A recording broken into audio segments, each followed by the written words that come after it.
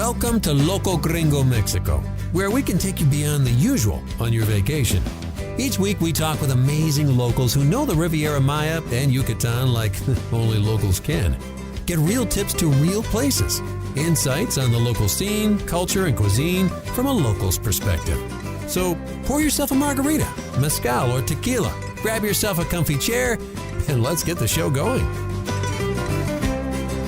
Hello everybody, and welcome to Loco Gringo Mexico. I'm so glad you could tune in today. My name is Kay Walton. I'm your host, and today's a very special show because we have the Joy Chasers as our guest today. And Joy Chasers is Naima and Aaron Petz and their children, and they are nomads. They gave up the 9-to-5 world and life as many people know it and decided to take their children out and experience the world in a mindful way, which has provided them with life-changing and enriching experiences. They just came from Mexico City to here in Tulum this spring, and we're going to talk a little bit about their experiences here in the area, as well as what they're finding in regards to culture and some of the things that they love best about the area. This episode is brought to you by Buy Playa. You know, lots of people ask us for information and help when it comes to real estate, whether they're looking for retirement, an investment property, or maybe they're looking to relocate to the area. And we refer them over to our friends at Buy Playa. The folks at Buy Playa we've known for years, and they'll make sure that you, the buyer, are fully protected and informed when it comes to buying real estate. So if you're looking to buy a piece of paradise, check out our friends at buyplaya.com. Hey, good morning, guys. Buenos dias. How are you? We're good. How are you? Buenos dias. Thanks for having us. Oh, man, I'm so glad you guys are on the show and really thrilled that you reached out to us because you guys have a great story. And I wanted to find out a little bit more for our listeners. If you could kind of tell us where your journey began, where are you from, and some of the background, because I find your history is super interesting. Yeah, absolutely. So I'll probably take that one. I'll jump in right there. We've always kind of been nomadic. For the last 10 years, we've really been traveling on and off. I would even wager, actually, before that, we've been together for kind of a long time. I was raised pretty nomadically. I lived all over the U.S. and Central and South America. So it was just part of my nature already. But I had to drag this one into it a little more. Technically, my family is military, so I've been kind of into a few places as well. But we really started in Phoenix. That's where we were high school formatively raised. And then immediately after that, we decided to move to New York City, which we did. And then New York is kind of a cool place in the United States because you always feel like you're traveling. And so you can grab a train and just always be going somewhere cool and interesting. And at that point, we were just like, let's do everywhere. And so we started doing a bunch of cool coast-to-coast road trips. And then finally, we kind of got into minimalism a little bit more and more conscious, mindful living. And then we just started doing all of our quote-unquote big jumps, as we call them, from New York City. And now at this point, for over the last maybe 5 years? About 5 years, yeah. And then we had kids. Yeah. And so then we really doubled down on that. So so surprisingly, we actually ramped up our travels once the kids came along, and we kind of segued into a full-time thing. Instead of just vacationing, we became more of a lifestyle for us. Right. And then we were just like, hey, are we really passionate about this? Does this really drive our decisions? And when we answered yes, we were like, okay, well, it doesn't make sense not to bring the kids into this and not to travel consistently. And so technically we're kind of Phoenix kids who are nomadic, but then we became New York adults. and then now we're just kind of global citizens.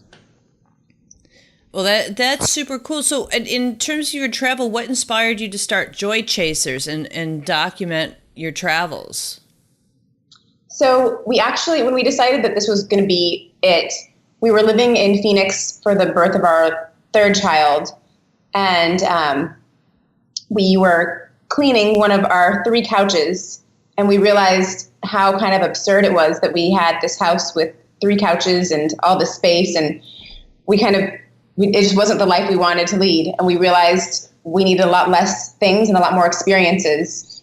And we need to chase our joy. Our joy is not sitting here, taking care of a home and a yard and the 9-to-5 grind. And so that's kind of where Joy Chasers was born.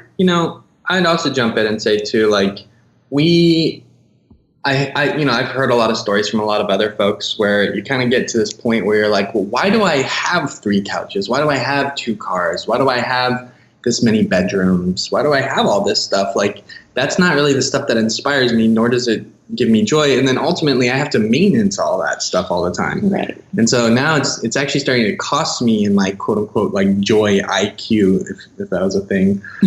And so I think that's when we really started taking a hard look at like our choices and saying, okay, well, we can continue the traditional American dream grind, as it were, or we can just, redesign our lifestyle to suit the way we envision it. And so once we started doing that, we started making mindful choices of, okay, well, why do I have those sneakers? If I have all those sneakers, that means I have to have a closet to put them in. And if I have a closet to put them in, that means I have to have a mortgage that I have to be responsible for.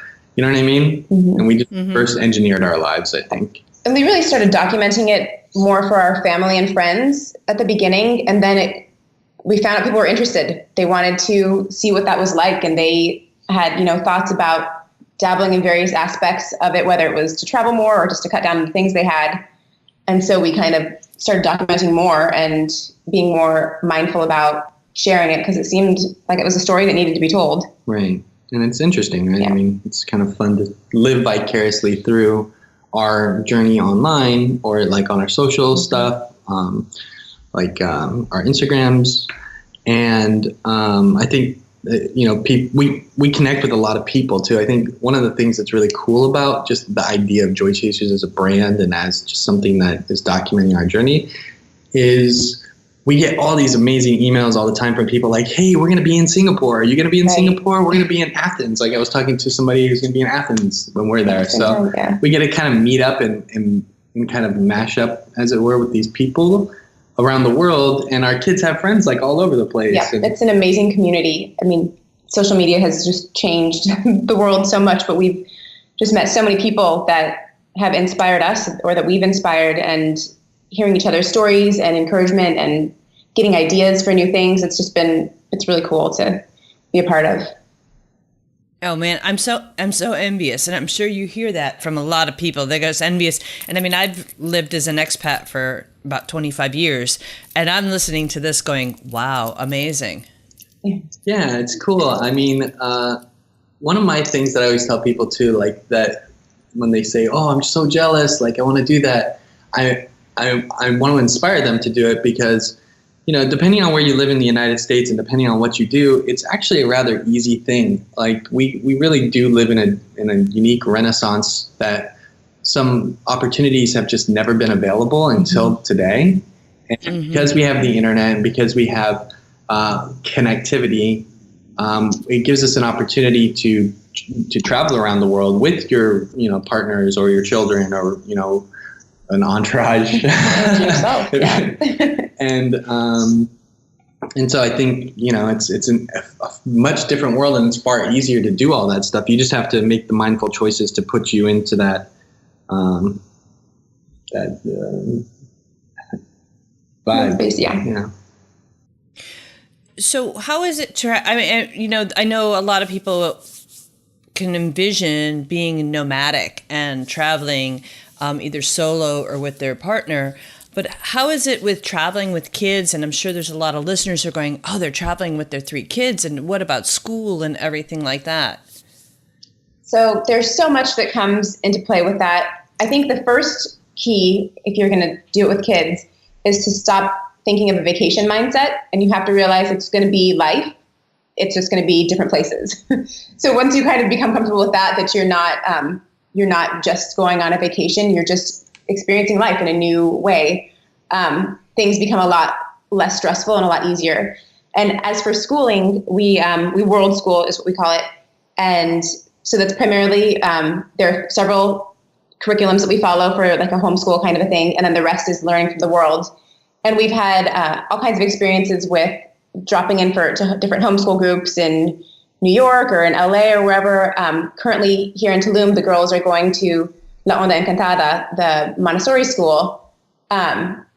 So they kind of have that flexibility where they can pop in and do this for a few months, and then, we'll go on and we'll keep doing their typical world schooling at home with us when we keep traveling the rest of the year. But it's opened up just a world of choices. We can really cater to their needs and their desires and create a curriculum for each of them that really works best for them. I also think too, when you think about all the adversity in our lifestyle, when you really think about the adversity that you would normally have in the States, just even driving through traffic to get to work, that amount of time is compounded and saved. So you have more opportunities to do research for your kids' curriculum, or to, spend time with them on their math studies. And so when education seems like a very daunting undertaking, it's not a daunting undertaking. What's a daunting undertaking is, spending 3 hours of your life in a car, that's daunting.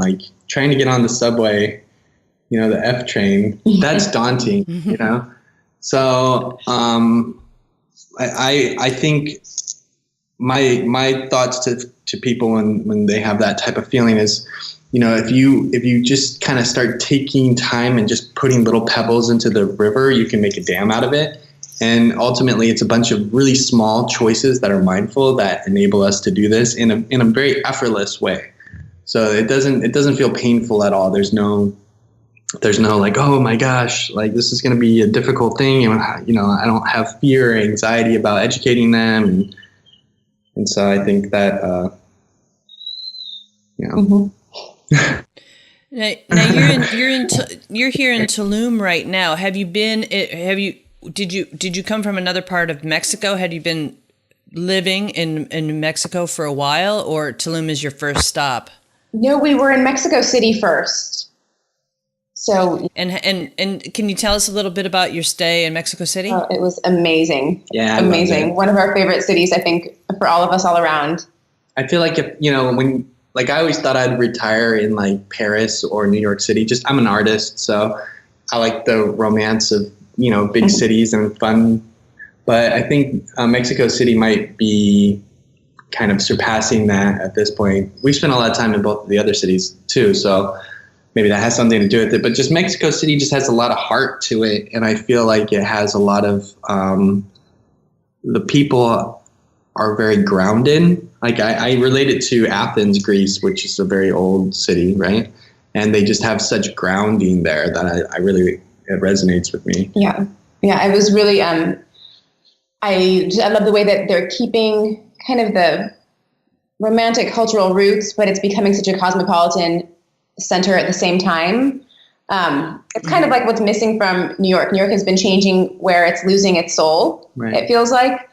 And it feels like Mexico City is evolving in a way where they are holding on to that while still, modernizing in different ways. Right. Whether it's the food, which was just amazing. We're vegetarian and vegan, and the options were literally endless. I mean, we could walk and we'd come across 5 different vegan restaurants.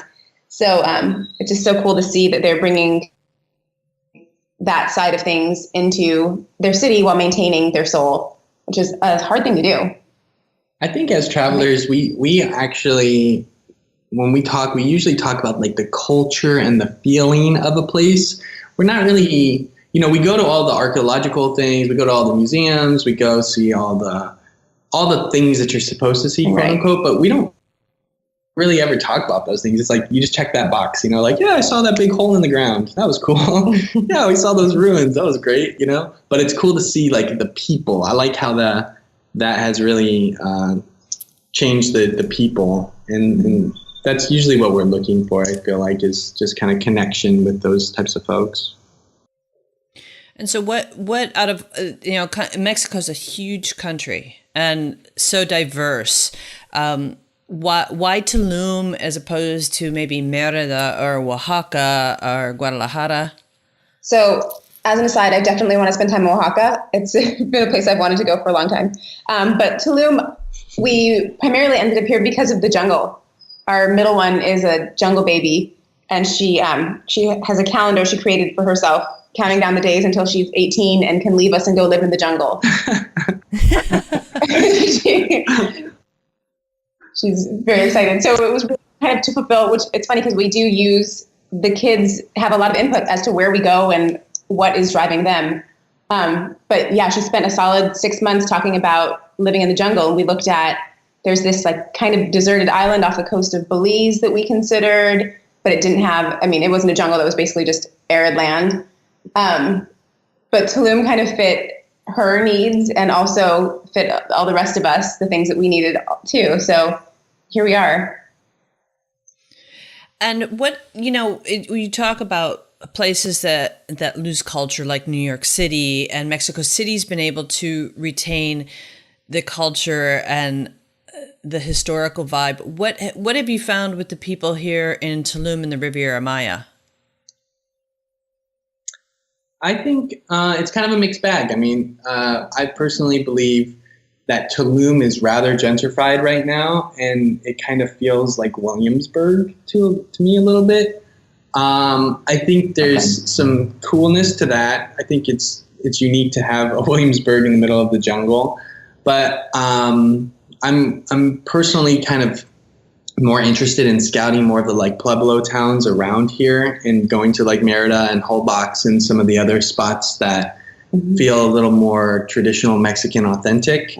I mean, the development out here feels like we live in Dumbo in New York City, and Dumbo just is constantly, they're building, they're growing. It's really loud there. And it's kind of similar in the space that we're in right now in Aldea Zama, because they're just building condos in the middle of the forest, And I find it to be very layered. I feel like when we first got here, we saw the surface of the city, or the town, I guess. And you saw the tourists and the tourist things. But the more that we've connected with people, the more we learn things, whether it's like my taxi driver friend has given us all kinds of just outlook on the Pueblo, on surrounding areas, on things to do here that we never would have, you never would know about if you don't talk to people that are actually locals here and really, get into it with them. You have no idea. You think it's, burrito amor, which we do love. It's delicious. And the hotel zone. And that's, you don't really get to see, but he was showing me, we were walking around looking at bookstores, like places where I can buy kids' books, because there's not actually a bookstore here. But he's like, oh, well, if you go into these 3 little shops, these are the people that have them. Or if you need a specific one, this is the person that can order it for you. Just kind of different layers to the town. And you can go as shallow or as deep as you want, I think. So yeah, it's been really interesting to see how it is evolving and it is growing so rapidly, and so many new builds coming up, and kind of hipsters coming in. But there's also this whole other side that you just have to look at the right places and talk to the right people, and you can experience a completely different world here. Good digging.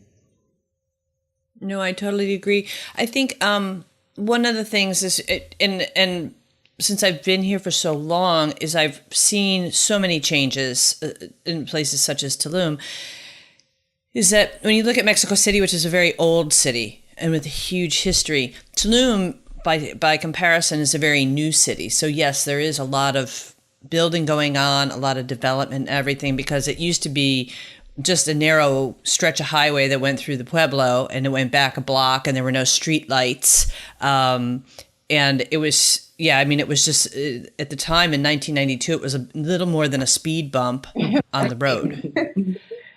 So it's kind of, it is, and because there were also a lot of people living there, is that it's a huge influx of people from not only all over Mexico, but from all over the world. So it's hard to, I think sometimes, unless you go through those layers, I think it's a little difficult to see that there is a culture there, but you just have to look, because it's a newer city with people from around the world, as opposed to having a big cultural depth to it that they can really expand upon. Right. Yeah, I see that too. And I think too, it's because there is so much tourism here and there are so many people, it's rather more difficult to make those connections. just because the density of tourists really outweighs the local culture that exists currently, right? But that's also kind of an interesting thing, and that's why I don't want to sound like I'm poo-pooing it by any means, because it's kind of interesting how new it is and how they're literally, this might as well be Burning Man, Like people are just in the desert. Like they're just coming out here every day. Like buses stop and people pour out. And I'm like, where are these people coming from? Yeah, it can be a little crazy for sure. And I think, in my opinion, Tulum, and over the years I've seen, still has a really cool vibe to it. It's just different. It's not like it was 5 years ago, 10 years ago, or 20 years ago. It's different, and it's got an exciting energy to it. So what have you found traveling out to the little pueblos and in the general area? What have you found that you really were surprised by, that was something you didn't expect? I mean, one of my things is I love the train system or the bus system that we have here. I mean, we've been all over and have done so many different types of travel.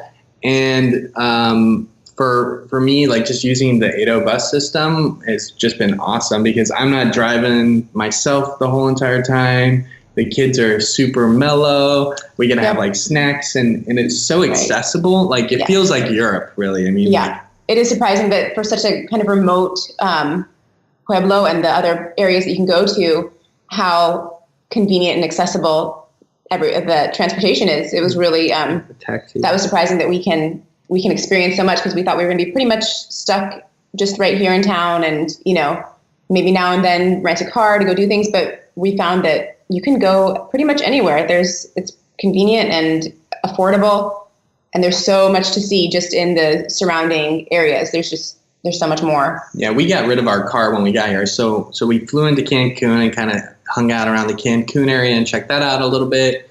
And then we drove down here, which is about an hour south, and kind of, made some stops along the way to see, like Playa del Carmen and some other places.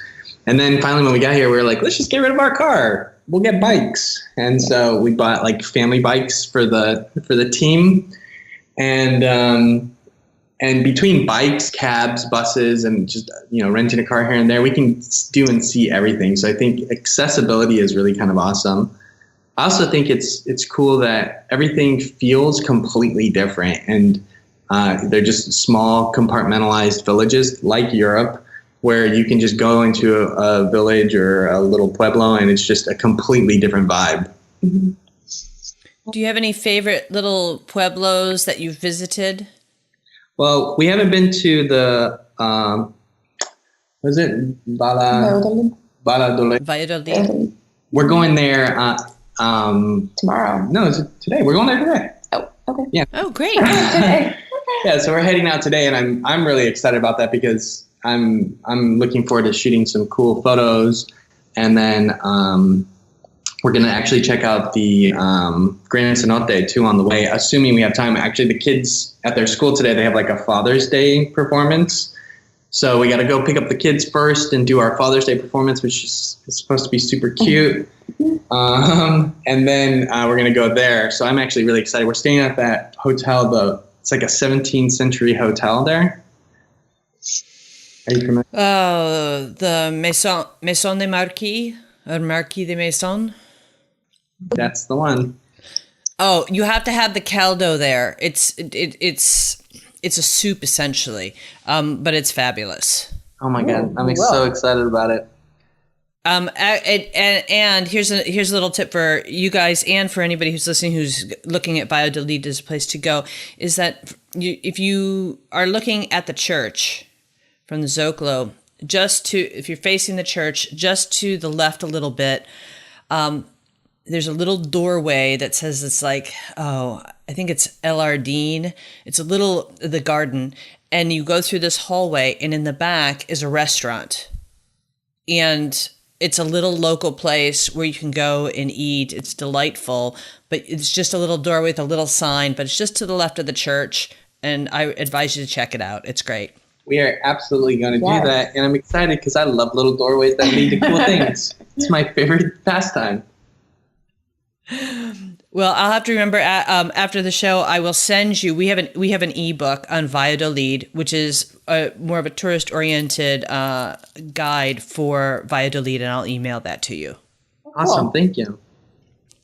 Yeah. So aside from Valladolid, which you're going to today, what other what places have you seen so far that have kind of stuck out in your mind? This is a kind of a unique place. I mean, I've been to other parts of Mexico, which feel a lot more like Nogales and some of those other Pueblo towns on the border next to Texas.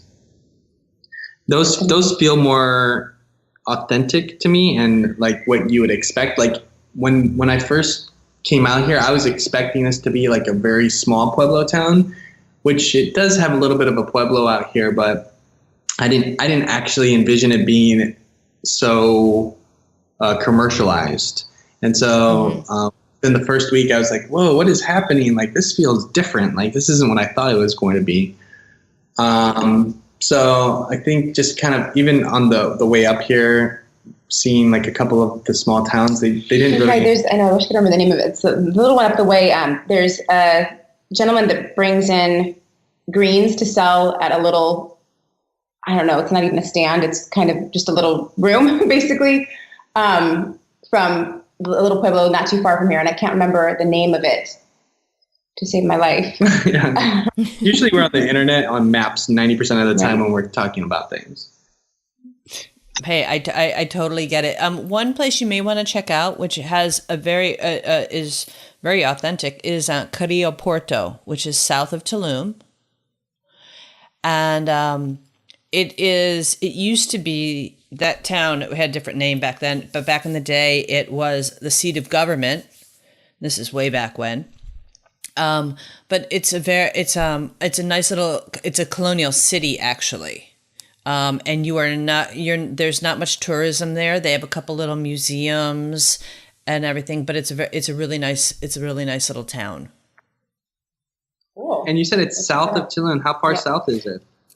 I am going about an hour and a half. But since I haven't driven it recently, and I know the highway's been much improved, so I'm going to say an hour and a half, maybe an hour and 15. The bus definitely goes there. Oh, okay. There's another town that we're going to go to because we might actually go to Belize and kind of check out Belize a little bit after this. There's a town, the farthest south town before you hit Belize. What's the name of that one? Chetumal? Chetumal, yeah. So we're going to check that out too. Chetumal's cool. And there's a really nice Mayan museum in Chetumal. Oh, that sounds neat. Yeah, so I don't know. It's hard because, we want to do so much when we're here, and especially too, we kind of stabilized ourselves and put the kids in the school, which is a huge opportunity. And so the second they're out, which is in about a week or so, then we're going gangbusters and trying to hit up as many different places as we possibly can. Very cool. Question for you. As you look at experiences that your family's enjoyed, is there anything, and I mean, this is aside, not necessarily tourist-oriented to say, oh, go to Shelha or something like that, but are there experiences that your families really enjoyed that you would recommend to people who are visiting the area where they could really have a good family-type experience? I think our family has enjoyed more than anything getting bikes. We were a little hesitant at first to have all the kids on them, but that has enhanced our experience for everybody tenfold. Going to the pizzeria to get a little snack after school. And it's opened the door to do a lot more in a lot more of an exciting way. Other than that, they have adored the beach, of course, all of them. They love going to Origamis for gelato on the beach. So that's been our pretty much every afternoon we head out there after they get out of school. But yeah, getting the bikes is something that we were kind of advised not to with kids, and we did anyways, and that's what we've enjoyed the most. Yeah, I feel like for us too, we're really big on personal awareness and mindfulness, obviously, and moreover, just adventure. So it doesn't really serve us to like, quarantine our kids from the world while we're in a foreign country. Like we really want them to, get a couple of scrapes and meet some friends and be mindful of how traffic flows and to verbally communicate with people, right, and really immerse them into the new environment. And I think, there's something that happens when you have a bike, it kind of when you have a car, it quarantines you from the world. And when you have a bike, it makes you a little bit more out there. Yeah. So seeing them on the bikes and like being mindful of cars and saying thank you and please. And right. It's giving them freedom. They can, they ride over to the market and get themselves a little chupa chup and just, it's being really taken away in the States. Kids are not. I was just going to say that, yeah. Go out and do things that is very frowned upon and possibly illegal. So it's been great for them to have kind of these childhood experiences that we had and that we can't provide for them in the States. Exactly. So so that's something that we've all been loving. Just it's raining and they're cooped up in the house and they're like, well, we want to play outside. And we're like, well, go play outside. We don't want to go ride in the rain, but you guys can. And they're, happy to go do that. And it's given them a sense of independence and freedom that is one of our goals with traveling like this, is we want them to have that and to have those experiences. And that's what creates people. I mean, it's not being in a school. They go out and they come back and they're like, oh, I just had a conversation in Spanish with this woman. And she told me she doesn't speak any English and I tried my best. I understood almost everything. And, that's how they're learning the language and that's how they're learning to interact with the world. And it's been really fun that they're getting that. And Tulum is just the perfect place to provide that kind of freedom, but in a safe confine. We feel great letting them run out to the market by themselves. It's not something that, we're nervous about where. It's a very safe place. I mean, at no point do I feel uncomfortable. Like I'm always trying to rope my friends in anywhere we go and my family, like, come visit and like, come take a jump with us. And they're always like, first question, is it safe? Right. And I'm like, absolutely, it's safe. It's not safe is, New York City. It's so funny. In New York, their ballet school was literally the next building over from our apartment complex. And we didn't feel comfortable letting them walk over there for ballet class by themselves. And here we're like, sure, get on your bike and go. So it's just been a breath of fresh air to provide that freedom for them.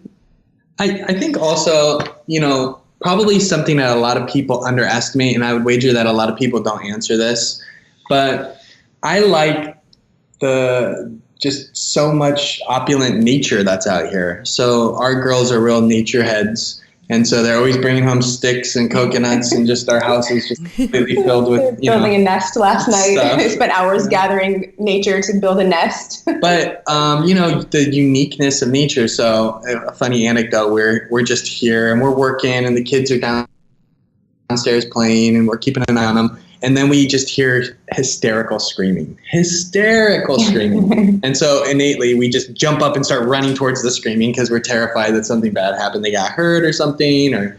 And I go down there, and it's our youngest, and she's screaming her head off. And I'm like, are you okay? Are you safe? Like, what's going on? And she goes, there's a bug over there. And it must have been like a 1 foot long walking stick. And I took her over to it and I was like, these are walking sticks. They're like amazing creatures, number one. But also I was like, that is kind of scary. It's like that was a big bug, And the other girls were screaming. It was just this it felt like such a big adventure, And so for me, I just thought it's probably poignant to talk about allowing your kids to go out and see the bird life, to see the bugs, to dig a hole, to like pull up some of the stuff that's on the ground, to go out when it's raining. You know what I mean? Like that's a very unique experience. And I think it's very powerful for them. Well, I totally agree. And I mean, I don't know, as you've said, there's a lot of those types of experiences people from, for example, the United States, they don't have as kids that we all grew up with. Yeah. Right. Yeah. I remember riding my bike everywhere. Like my bike was like my best friend, And yeah, me too. It's odd because we've lived all around the United States. We've traveled around and we never really felt very comfortable letting our kids in my childhood home. Like, we lived there for a while, my neighborhood, and I didn't let the kids ride the bikes in the streets because it felt weird. And in New York City, it feels weird. And it's not necessarily that it's dangerous, because everybody else is watching and they're, It's just weird. The U.S. has a weird vibe with that. It's very odd right now. Odd place. Well, and I think Mexico, generally, the culture that revolves around the family unit is a lot different. So different. That's one of the first things our kids actually said when we landed in Mexico City. They're like, everybody's so nice here, which, I mean, they're used to getting attention. They're kids. It's fun. But it was just different. People would stop and engage them in a way that you don't in the U.S. In the U.S., we got a lot of people treating them kind of like they were our little pet. And they're like, oh my gosh, your kid's so cute. Your subordinate. Right. And here the grown-ups talk to the kids, and they're happy to have them and they just embrace that part of life, which is obviously a big part of life is, having family and people.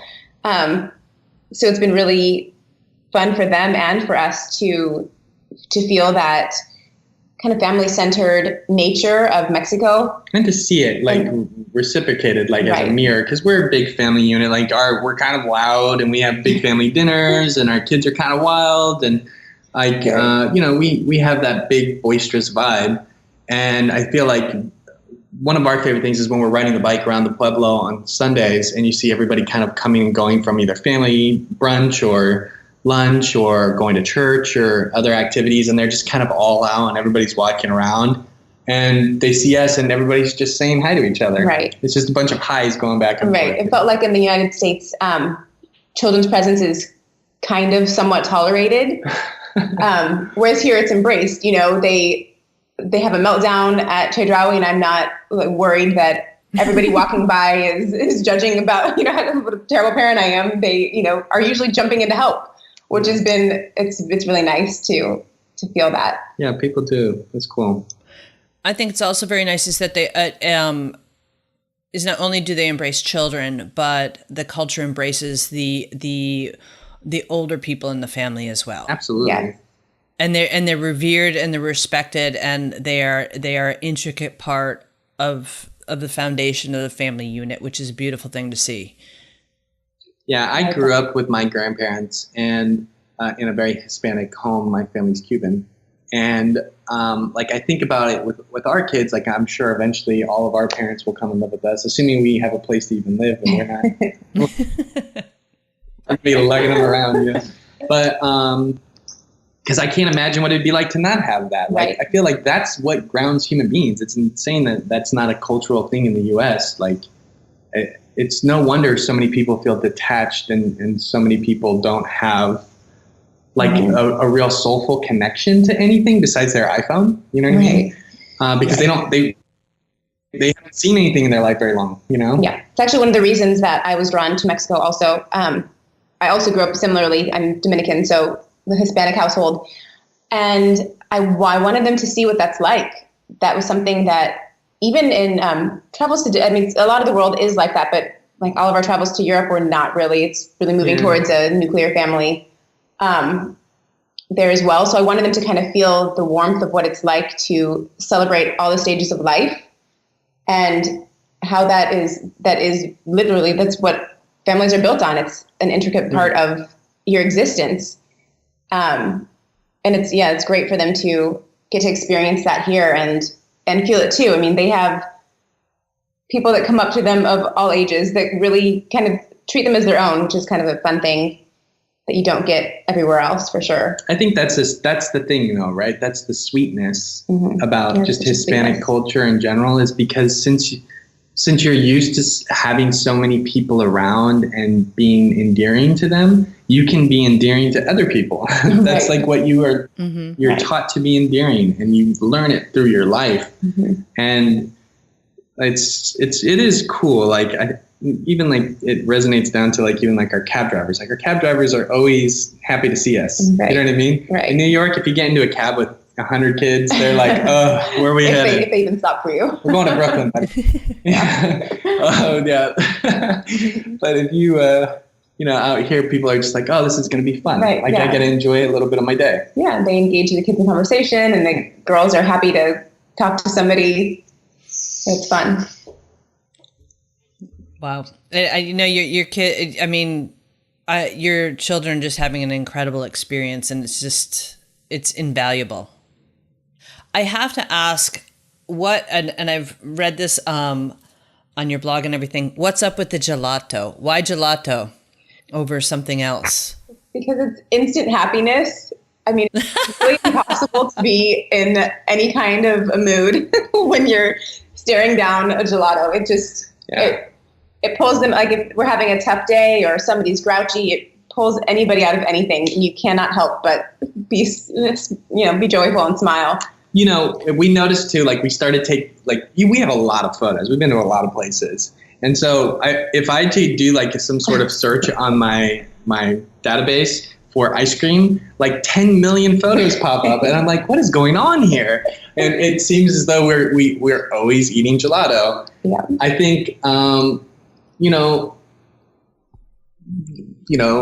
we're not hiding anything in the fact that our children are absolutely children. And if they're going to melt down in New York City, they're going to melt down in Tulum. Everywhere, yeah. And so for us, we try to find some of those little things that make it feel like home, And so I think a lot of idea is a home thing. Yeah, it is a global thing. You can find it anywhere, and it will always give you that same comforted feeling. And I was going to say, it's a comfort food. Yeah. That you can find, everywhere in some form, which is great. And I don't think I've ever heard a complaint when you eat gelato. And to be fair, sometimes the grown-ups gelato is tequila. So, because sometimes we have a day too. That's true. That is very. But everybody needs to end on a sweet note.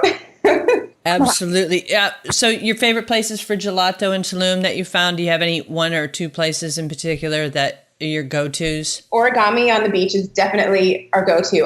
It's over on the public beach side. Yep. And I have a hard time choosing, so I usually end up with 3 flavors. Nice. And it's definitely our favorite. They have the best selection, and they're so tasty. All the fruit ones with the local fruits. The maracuya is my favorite. That's my favorite too. Maracuya for our listeners is passion fruit, by the way. So good. Yeah. Have you had the chocolate habanero? No, they haven't had that when we've been yet. How is it? And they may not have that. You can find it in Tulum, but chocolate habanero is the bomb. Yeah. Okay. It sounds good. Actually, I could see that being good, like with a little like smoky spice to it a little bit. Yeah. Mm-hmm. That sounds good. Mm-hmm. There's a guy too over here. He does the helado. The vegan helado stands. Yeah, right there. That's good too. Yeah, and the girls are always happy to go to the patateria in town. They would never turn that down. They like going and getting a little ice pop there. Oh, awesome. Well, guys, I can't thank you enough for being on the show and I hope you enjoy the rest of your stay. Now, how many months are you going to be here in Tulum? When did you arrive? We arrived in early May, beginning of May. Okay, so you have about 6 months here? Yeah.